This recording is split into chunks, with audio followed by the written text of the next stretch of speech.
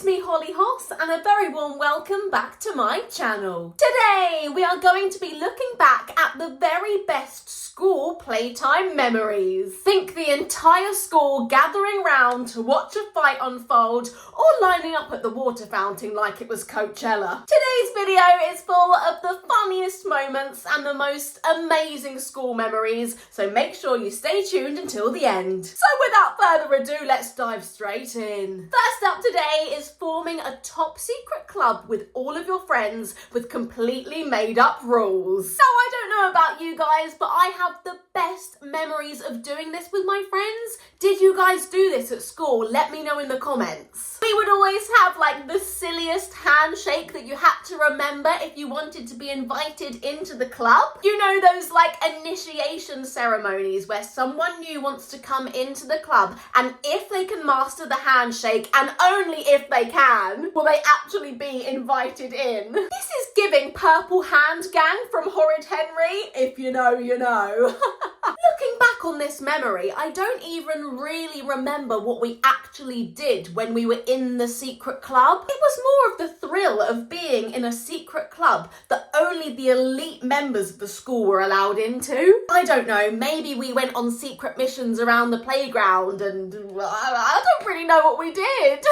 Despite not remembering what actually happened in the club, I have such amazing memories of this, and I just loved playtime for this exact reason. Up next, we've got two kids getting married under a climbing frame. Let's talk about primary school weddings. Why were they so serious? I just want to say, in my time, I attended multiple primary school weddings. However, I was never the one getting married. Wah, boo-hoo!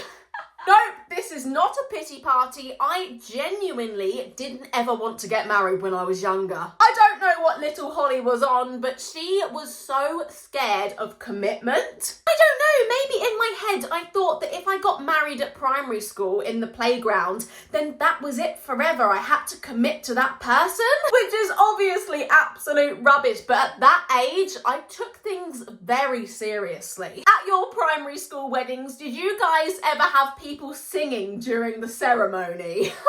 We did at ours, we did. I remember so vividly singing like all of the assembly songs that we'd sing at school, but do it as if we were at the wedding singing the songs in the church. Looking back, I don't really know why we wanted to get married at primary school. I mean, why were we in such a rush to grow up? We could have been frolicking around on the playground, doing handstands and cartwheels and playing It's Stuck in the Mud, anything like that. But no, we decided to get married and do a full-on ceremony under the sun in the playground. From an adult's point of view, can you imagine being the teachers in that situation and just watching a bunch of 8-year-olds getting married?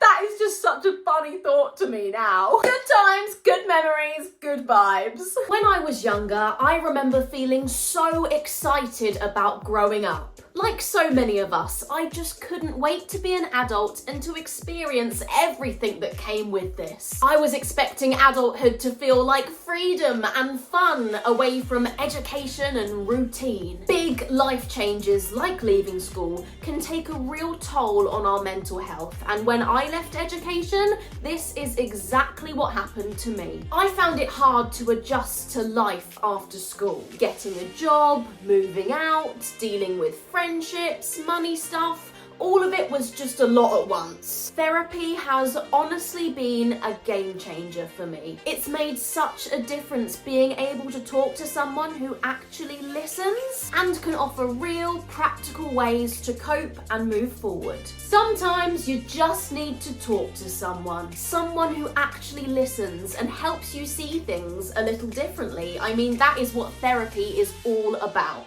A good therapist can offer you tools, advice, and new ways to handle whatever life's throwing at you. BetterHelp are the paid partner for this video, and they are on a mission to make it easier for us all to start therapy. Just by filling out a quick questionnaire, they'll match you with a therapist as soon as possible. And if it doesn't feel like the right fit, no stress. You can switch therapists anytime free of charge. With over 7,000 reviews and a 4.0 8.3 rating on Trustpilot, BetterHelp is, in my opinion, a fantastic place to start. Simply click the link in the description or head to betterhelp.com/hollyhoss for 10% off your first month. Now, I feel bad for mentioning this one because it always used to make me laugh so much. Someone coming back from the toilet with toilet roll stuck to their shoe. I don't know why, but this always used to make me howl with laughter. Don't get me wrong, I would always be sure to tell someone when they had toilet roll stuck to their feet. But to be honest with you, I would go as long as humanly possible without telling them because it just made me laugh watching them walk around with it on. Call me a meanie, whatever, but I'd always tell them in the end. I genuinely don't know why this made me laugh so much, but it did. Did this used to make you laugh? Let me know in the comments. Next up on the list is fighting over who gets to be the mum in the imaginary games in the playground. Spoiler alert, I always used to want to be the mum.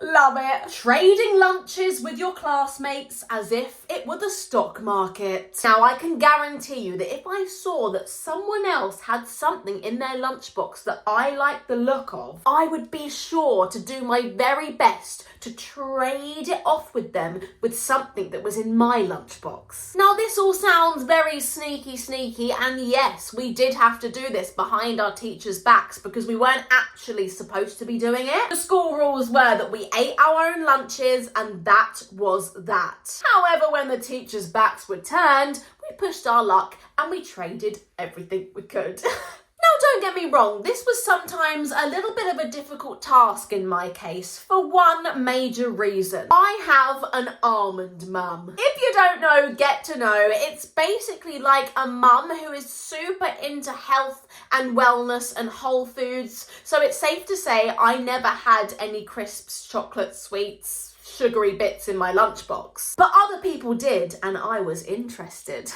I would always be trading with fruit and vegetables and things that people didn't really want, but sometimes they did. Anyway, most of the time I made it work. You know what they say, when there's a will, there's a way. Sticking with the topic of lunchtimes, trust me when I say you do not know trauma until you have watched someone else in your class bite into a babybel with the wax on. Ew. Trust me when I say some weird kids at my school did this and it literally made me feel sick. I am still not okay about this, and I remember this happening so vividly that I can't even eat a babybel anymore. I don't really even like cheese very much in the first place, but watching someone bite into this and swallow the red bit on the outside just blows my mind. I don't really know what else to say because it's making me feel ill. Please let me know, did you ever see someone do this? Let me know in the comments. I would love to be able to say that I share this trauma with someone else, at least one other person. And there we have it, guys. That wraps up today's video. School playtime memories over and out. If you did enjoy today's video, make sure you smash a thumbs up, hit that notification bell and subscribe to my channel. Thanks again for watching, and I'll look forward to seeing you all next week for another video, same time, same place, Sunday at 6 p.m. But until then, have an amazing week. I love you guys. See you later. Bye.